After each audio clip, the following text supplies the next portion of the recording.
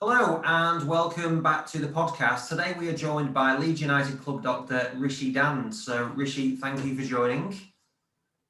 Thanks a lot for having me on, Andy. Really appreciate you asking me. No problem. So how did you get involved in, where are you from originally? So I grew up in Leeds actually originally. So went to school here, grew up in North Leeds, and then after that went off to university in Newcastle. So spent 8 years in Newcastle, had a great time there, and then came back to Leeds for the GP training, knowing that that's probably where I wanted to settle eventually. So thought I should come back at that point in my career, really, so that I could make the contacts or get established in the place. So hopefully we should be staying here for forevermore. Very good. I was out in Leeds. My friend lives in Ossett, so we went out for a few drinks in Leeds. So the city centre is great there now, isn't it? They've done an amazing job. Yeah, they've done so much work there actually. I mean, certainly, even when I was at university, and you'd go back in the holidays and meet up with your schoolmates, and you find that there's new buildings, new bars, everything just coming up every time you go back. So it's had a lot of investment in it, but I think that's really good for the city. And I suppose having now a Premier League football team really contributes to that. You could see that it kind of lost a bit of its buzz when Leeds got relegated initially. But I spent a little bit of time living in the city centre. When I first moved back, I was in a flat with my brother. Now we're sort of in between Leeds and Harrogate at the minute, so out of that city centre life. But no, fantastic place to live for sure. Oh, perfect. So you can go between there and Betty's tea room very easily then. So. To be honest, we've not ventured into Harrogate as much as we should have done. I blame COVID for that, but realistically, it's probably more due to football commitments. But yeah, I think a trip to Betty's is long overdue. Very good. So what made you, how did you start your career path going into sports medicine?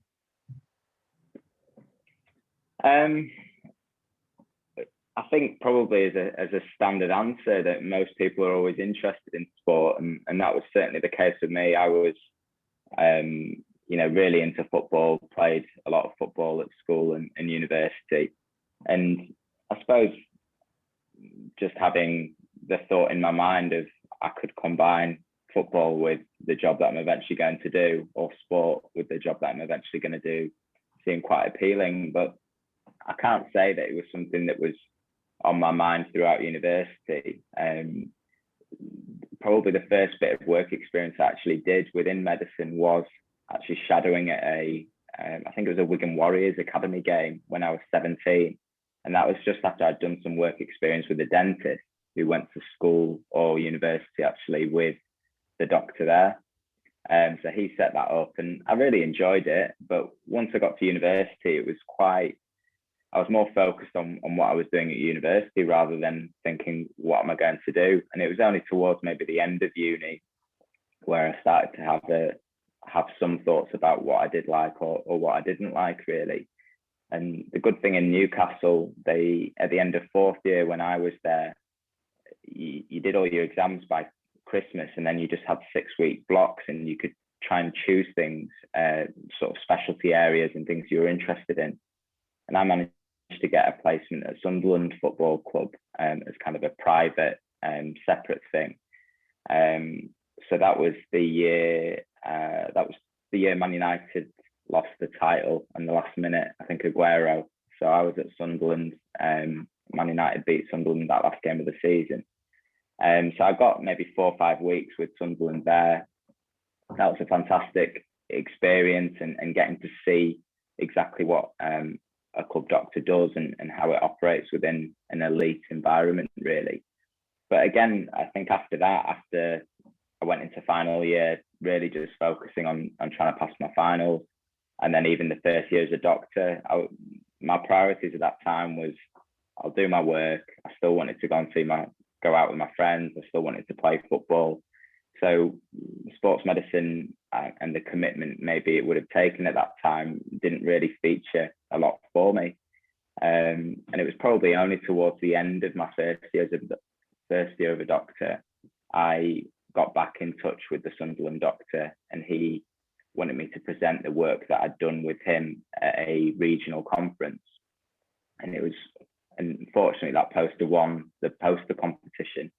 And after that, it was really then the momentum started to build, and I kind of got it sort of reignited some interest in me. I thought, I'm coming towards the end of my first year, things are a bit more settled, and I started to do a bit more shadowing in clinics, and I went straight into a job in orthopedics then in F2, which was a really, really good job for being so new into my medical career.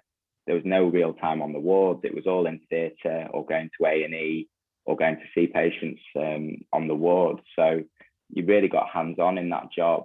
And again, getting to sit in clinics with knee surgeons, ankle surgeons, what have you. I think that, again, just really built the momentum from there. And that's really how it started, I would say, properly, towards the end of my first year as a doctor. And then from there, I did a teaching job at the end of my second year as a doctor. Again, more thinking from a point of view of, I think I want to do GP at this stage, but I don't want a daily grind. I want to be able to mix up my week. And at that point in time, I thought maybe sports medicine or musculoskeletal medicine might make up 1 to 2 days of my working week.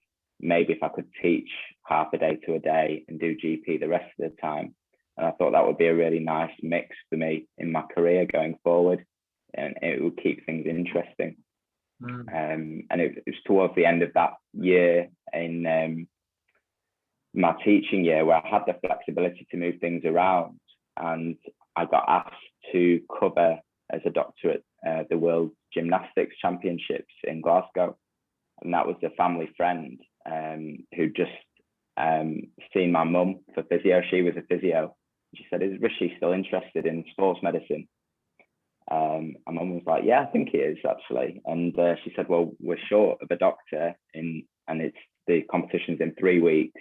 And because of the job I was on, there was no way in normal working medicine I'd have been able to get that time off. But because of the job I was on in teaching, I could move things around. I got to do, I think it was about a week to 10 days there, which was brilliant. At the end of that year, I did my first pitch side course, and that's when I first started covering pitch side. Really, at the end of that F3 year, it really started to get more regular. In the teaching role, then, what was involved in that?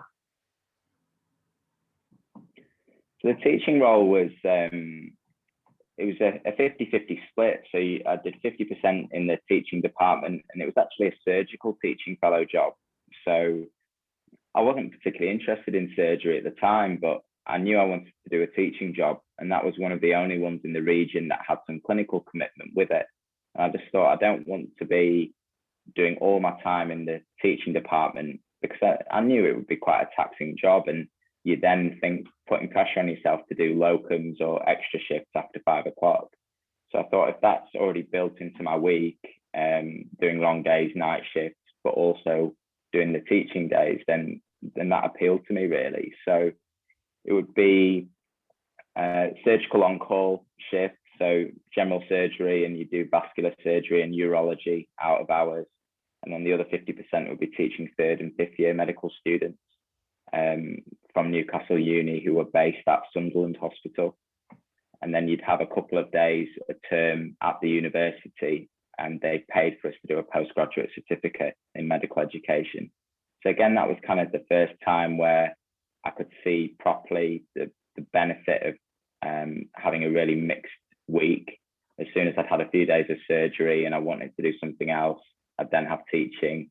I wanted to do something else, I'd have a couple of days at the uni. And that was a really good year for that, to be honest. And then, so after you'd done the gymnastics events, did that springboard anything else, or what happened after that? Yeah, that did springboard things. I remember speaking with their chief medical officer, Chris Tomlinson, who's been A really good source of advice for me really since then. And I only met him very briefly at the competition, but I just emailed him to kind of say what sort of things should I be doing to try and advance in this. So I went on to do the rugby fiancee pitchside course later that year, and that was self-funded. But he'd said, I tend to look for that, and that gives good coverage across all sports. And then really it was at the end of that year, just before I left Newcastle, I started doing a couple of games for Newcastle Thunder. That was quite a common pathway for people just starting out in sports medicine in Newcastle. And there, Dr. Ian Blaine was really good at getting junior doctors kind of on board in covering the games, with appropriate support if you needed that. And then it was probably just as I left, I managed to cover a game or two for Gateshead football as well, just because they were short of a doctor for those games. So that's really when I started covering sort of quite regularly. And then as I came to Yorkshire, I was just looking for opportunities that I could do. And what presented itself? I know that you've worked in a variety of different sports. Was that something that you were actively looking to do? Yes and no, really. Ultimately, it was kind of what experiences and opportunities came up at that particular time. But at the same time, I didn't want to discriminate between sports. And really, looking back, I definitely learned something from doing a wide variety of sports. I think particularly now, really focusing in on football, I think the skills and experiences that you build up working in higher trauma sports really hold you in good stead. So in terms of the opportunities that came around, I started covering with Yorkshire County Rugby, and it wasn't a great commitment. They probably only had 2 or 3 games a year, training sessions, but they gave you the full pitchside kit for you to take. And again, that was really good just to get really familiar with the kit, and I just kind of fiddle around with that in the garage quite often just to get familiar with it. And I thought if something does happen, I need to be, completely on it with all of this. And I did maybe 1 or 2 more gymnastics events that year. So again, the gymnastics thing really did kind of carry forward. I think thankfully, because I made a reasonable impression at that first event, they were happy to have me back. Yeah, no, that's always the way to go. And so you said that you played football. That wasn't something that you said, right, I want to get into football. I want to really work in that area.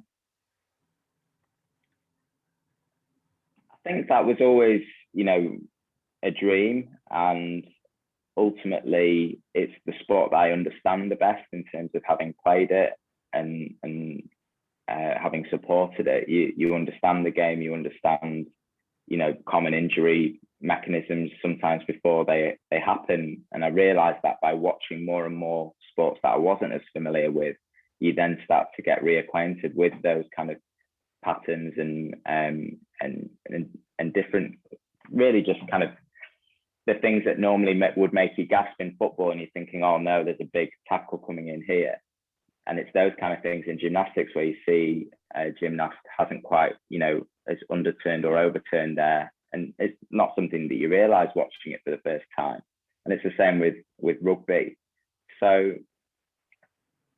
I would say, working in football was always what I wanted to do.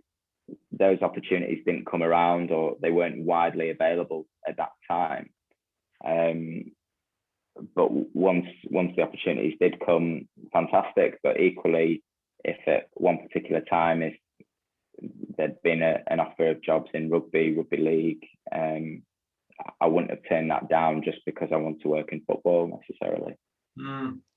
In terms of there's the medical things which you need to know, and you need to be well versed in understanding the injuries that come through. What other skills do you think that you would need as opposed to working from your NHS role or teaching role to working with athletes?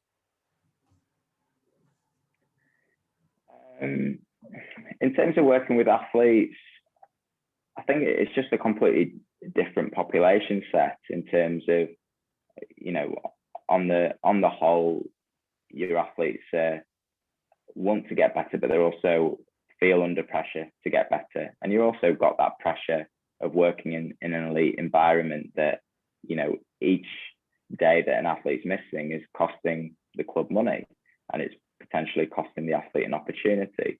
And that's not to say that you rush them back, but ultimately, in terms of finding that balance, and that's the same within illness. You know, if a patient comes into the NHS and they're, you know, not feeling particularly well, and they had an event the next day, you know, you can always just say, you know, don't go into work tomorrow, or, you know, fine, I can sign you off for a week, and that's not a problem. Whereas within an elite sporting environment, I think what I first learned kind of going in there is that you might have to compromise a little bit. So whilst the player might not be able to train, can they do something on the bike and then go home? Can we keep them separate that way?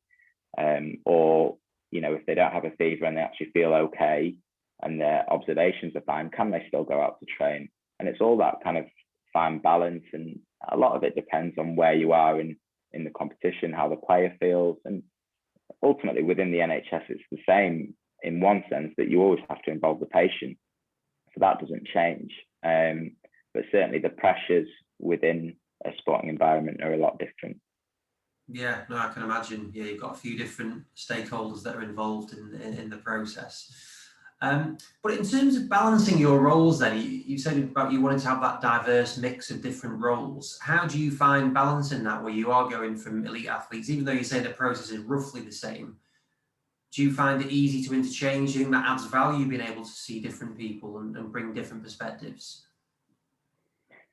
Yeah, definitely. I think I really enjoy the time that I still get in GP. I get a bit less time than I used to now that I'm full time at the club, but going back into GP, I really enjoy it. And actually, you see a much wider variety of illness and conditions than you do within an elite football, where you're dealing with a population between the ages of, well, maybe 16 and 35.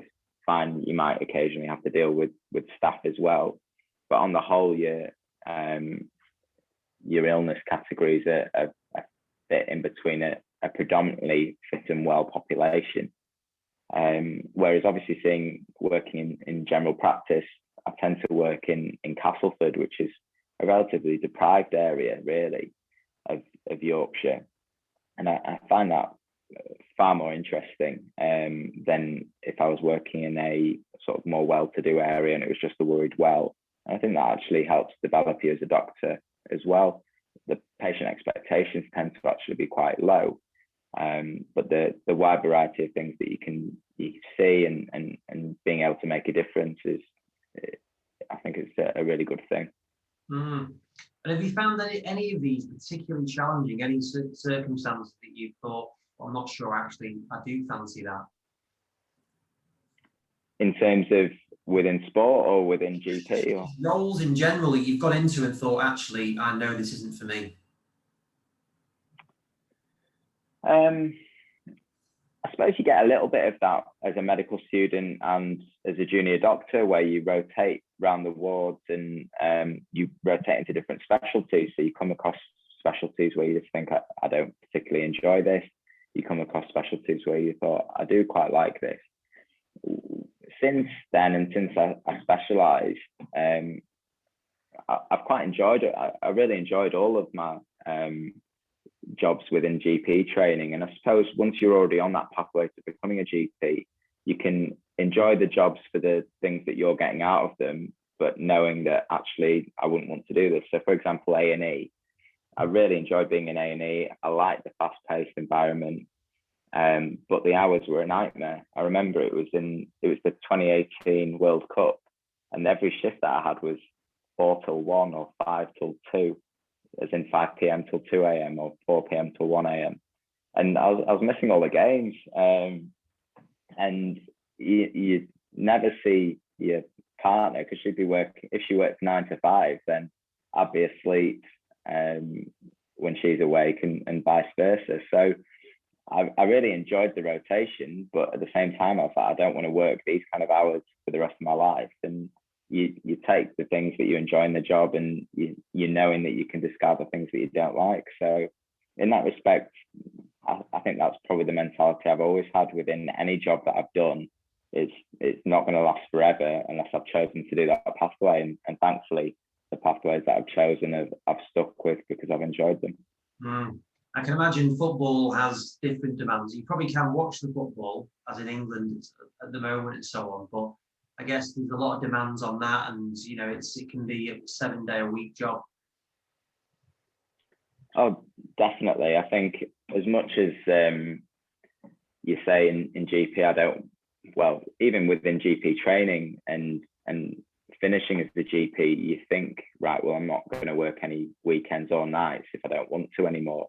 And then you go into football and that's not the case. I mean, there's countless times probably, and I'm really grateful to my fiance that she's so understanding, that you'll get a text in an evening, or something comes up that you just have to deal with right there, right then, because you need to have a decision by the morning. So yeah, you're effectively on call at all times, and that was the same even on holiday this summer. I'm the point of contact maybe for COVID related questions or holiday. What do I need to do for my tests here, there, everywhere? And sometimes if you get that message, you just kind of have to deal with it. So certainly there is a little bit of that of always being on call, but it's a job that I love, and ultimately a 9 to 5 day at the club is not as taxing as a 9 to 5 day in GP. So you kind of take the pros and the cons with that, really. And how did the job at the club come around? So I'm really worked my way up from under 18 level. When I first came back to Leeds, I got in touch with the club, and I think it was literally just like a info@leedsunited.com email address, and they passed it on to the academy doctor at the time, who's a good friend of mine now. I didn't know him at the time. He invited me up to the club and basically showed me around and said I was welcome to come in and shadow him. And I think once we kind of built up that trust, he was like, actually, would you be able to cover a couple of games? I think it was maybe his son's birthday. And then he actually stepped up to start doing more things for the first team and doing a lot of their away games. And eventually he was then saying, can you do all of the under 18 games? And then the season or two after, he was saying, can you cover some under 23 games if I can't do them, if he was away with the first team?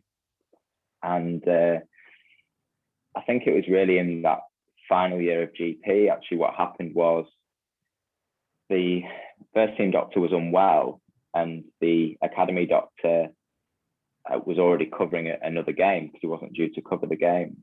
And it's probably the biggest selflessness act I've seen or experienced. Instead of saying, Rishi, you cover the game that I'm covering and I'll cover the Leeds game, he said to me, it'll be a really good thing for you to cover the first team game. Why don't you do it? And ultimately that could have been him. He could have thought, well, that threatens my job or anything, but such a good person, he kind of said, why don't you cover this game? And because the club were very grateful for that, and Rob, who's the head of medical, said, well, thanks for covering the game today. Can you come with the first team for the last 4 or 5 games of the season? If you want to, you can come to all the home games, you can come to the away games as well if you want to. And it was really at the end of that season where they narrowly missed out on promotion, unfortunately, and they just wanted to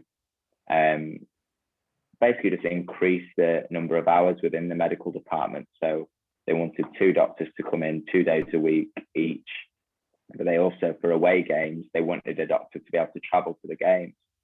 And the friend of mine who was in the academy wouldn't have been able to stay over for games with his kids and things like that. So he kind of stepped away, but kind of recommended for me to come up.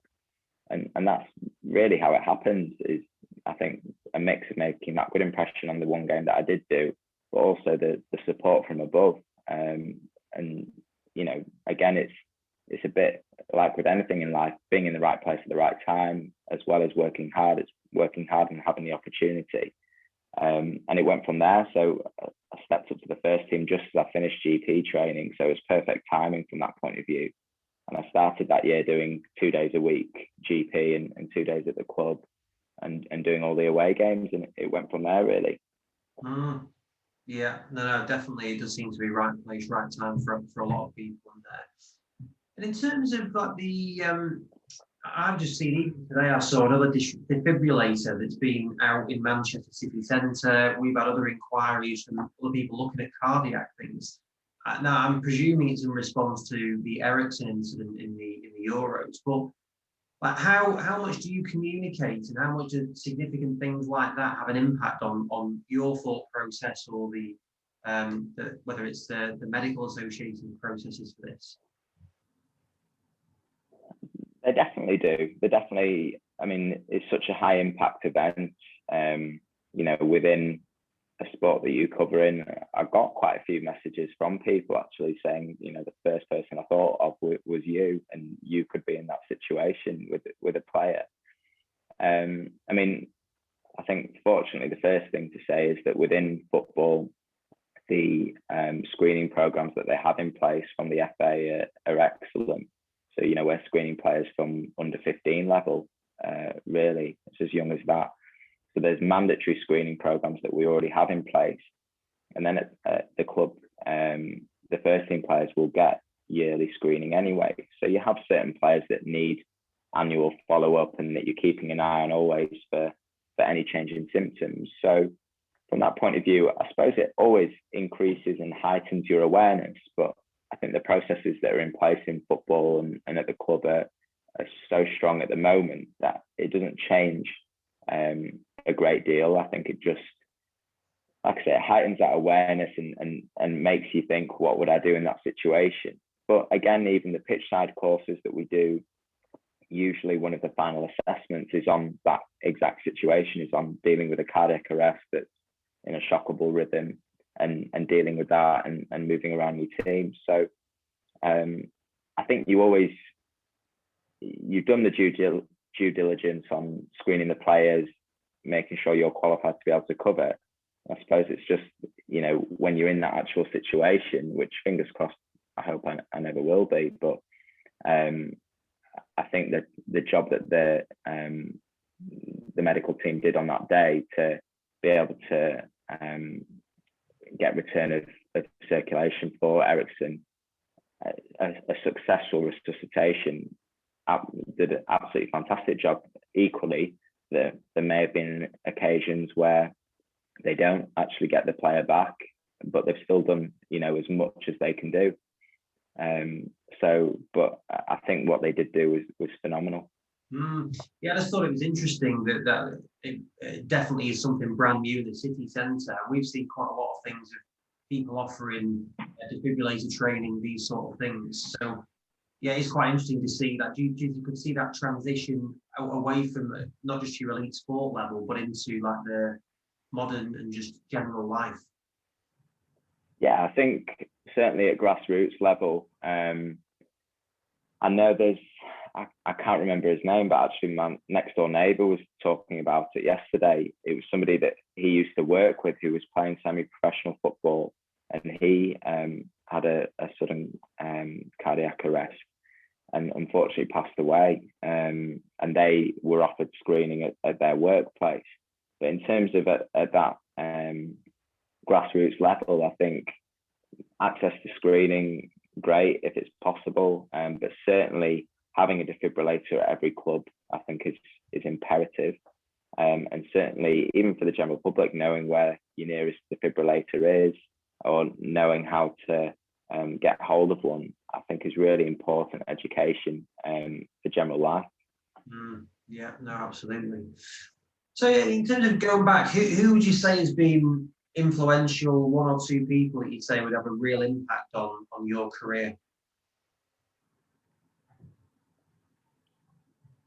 I'd say it's a mix of people, really. I think my parents have been a massive influence on my career. in terms of the mindset that they tried to instill in us as kids, really, you know, to be ambitious and try, you know, always do your best and do the most that you can do.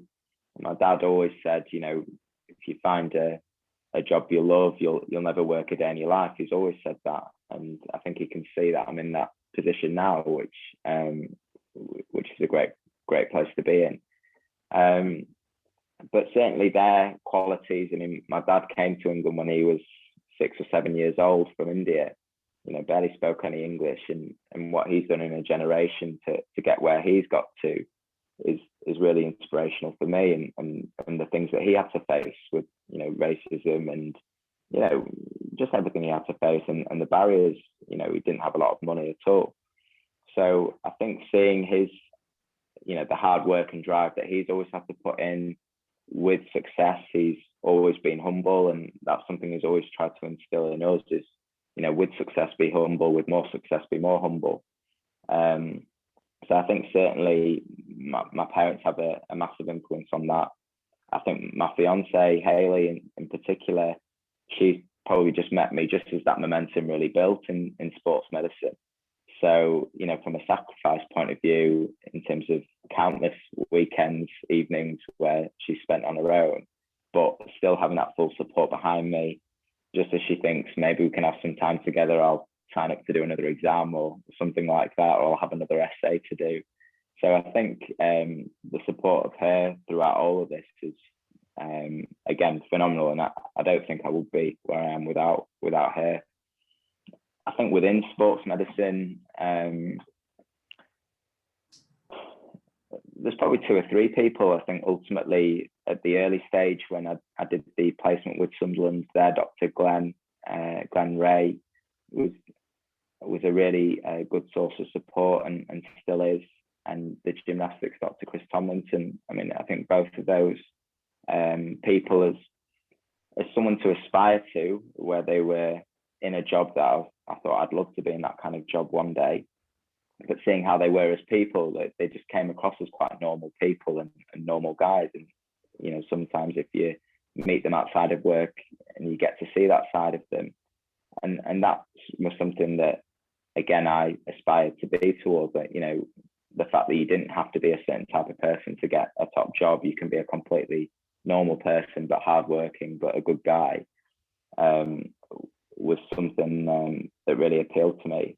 And I suppose probably the last person is my boss now, Rob, in terms of the opportunities he's given me to, you know, ultimately I was quite inexperienced or untested, to be able to bring me up into a first team role, and show that trust and show that faith in me. He's worked a lot of years in football,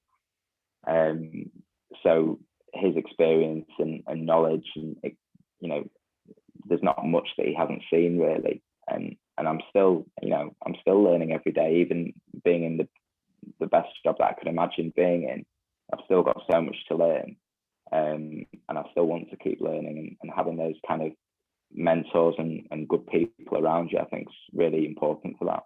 Mm-hmm. Yeah, I did hear you're the youngest doctor in the Premier League.